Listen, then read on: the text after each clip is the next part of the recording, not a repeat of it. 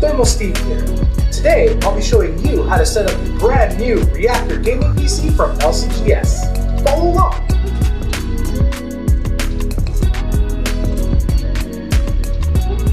Alright everyone, in order to get the system prepped and ready, we're going to need to get it out of the box.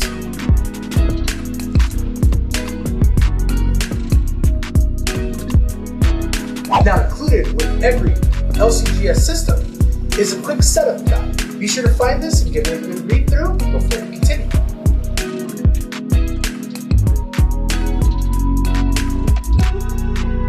Included in each LCGS system are additional cables and accessories that come with the system itself, so be sure to reference them in this bag here.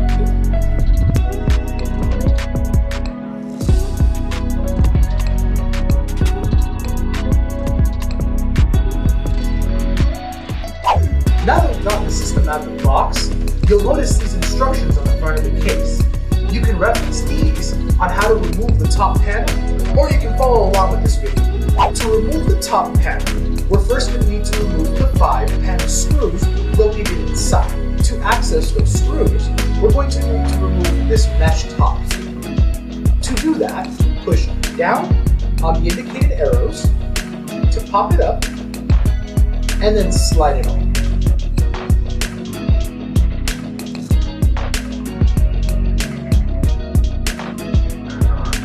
Now with the screws removed, we simply pop the top off like so, and the top panel will come right off. Now with the top panel off, we can safely remove the tempered glass panels. We can remove the front panel by simply sliding it up, and the 2 side panels here. You'll notice that there's some packing material and instructional material inside the system. You'll want to go ahead and remove that as well. With this system, we have motherboard accessories and the user manual. We have protective foam for the graphics card. And we have packing material for the system. This packing material will hold all of your components in place during shipping. To remove the foam packing material, simply push it in from one side and slide it right out of the system. You'll also want to make sure to remove the cardboard covers that are located right on top of the fans here and up top. We'll go ahead and remove the cardboard now.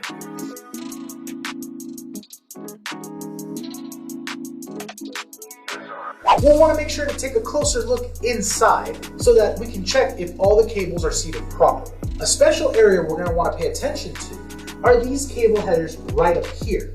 We'll want to make sure that these cables are nice and secure as you see here. Now that we've checked our internal connectors and made sure that everything is seated properly, we can go ahead and work backwards to reassemble the system and get it ready to plug in.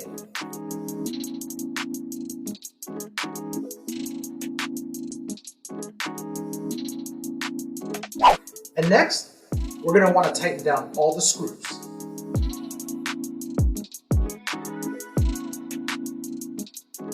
Now that we've installed all 5 screws, we can now begin to hook up our components, our peripherals, and video to the system. You'll want to make sure to leave the top panel mesh installation for the very end. Now, whether your monitor supports HDMI or DisplayPort, you'll want to make sure to plug your video cable in directly to your graphics card. You can find your video card located right here. Now, we're going to install our HDMI cable to the video card. You can use this hole to route your cables. You'll want to make sure your cable is nice and seated before you proceed to plug in your USB, internet, and Wi-Fi antennas here. Now that we've got our video and peripheral cables plugged in, we'll move on to plugging in our power supply. The power supply has a cable, and that cable will only plug in one way. Also note the power switch for the power supply. We'll want to make sure that it is in the line position for on, and not the circle position, meaning off. Now that we've installed all of our video and peripheral cables, we can go ahead and install the upper mesh panel.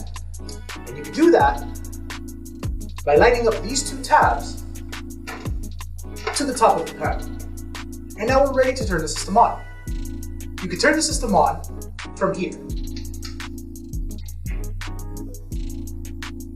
And there you have it. From here, you'll be able to enter the Windows operating system and configure your profile and settings. That's it for today's video. I've been Thermal Steve, and I'll see you on the next one.